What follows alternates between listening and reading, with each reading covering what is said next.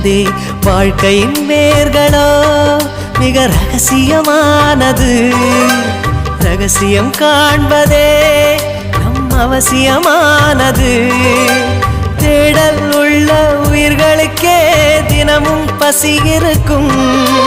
தேடல் என்பது உள்ளவரை வாழ்வில் ருசி இருக்கும்.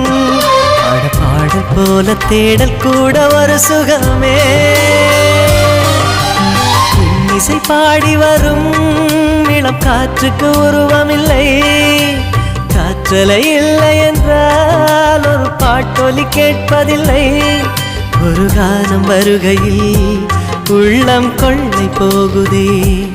ஆனால் காற்றின் முகவரி கண்கள் அறிவதில்லையே.